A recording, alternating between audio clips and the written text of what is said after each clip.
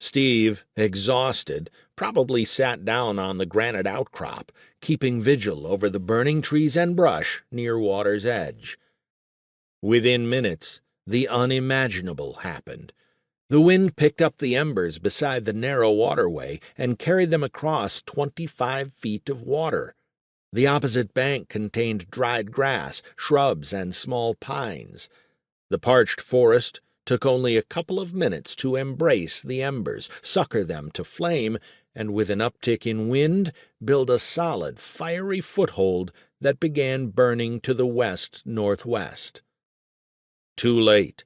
Long after the point at which the flames could have been curtailed, provided there had ever been that point, Steve, more tired than he could ever remember being, ended his trips for water.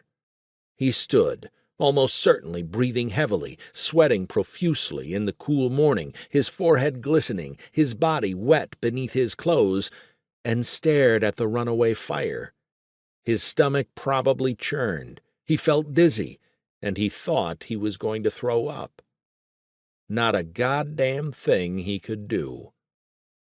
At some point, he must have pieced his way around the burning island of trees and brush to the rock escarpment and checked on his canoe. It was still pulled up on the sandy spit between two huge boulders. It was aluminum, so even if it was near the flames, it wouldn't have mattered. Across the canal, the trees and dry brush edge were aflame. The breeze coming in off the long sweep of lake was feeding it like an insatiable child. Steve turned back to his tent and started pulling up stakes.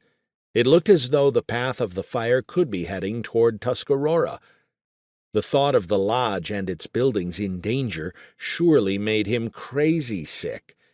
He had no idea what to do, but knew he couldn't paddle back the way he had come. Within the next 30 to 60 minutes, it was likely the fire would engulf the next portage over. He would have to pack up his supplies, fetch his canoe through the flames and smoldering embers, and make his way back to Tuscarora the best way he could. He just hoped and prayed the Tuscarora lodge, house, cabins, and other outbuildings were out of harm's way, or that the wind shifted, or that someone somehow managed to turn it, or somehow managed to stop it. But for now, the wind was strong and appeared to be running straight toward that beautiful stand of pines on Tuscarora.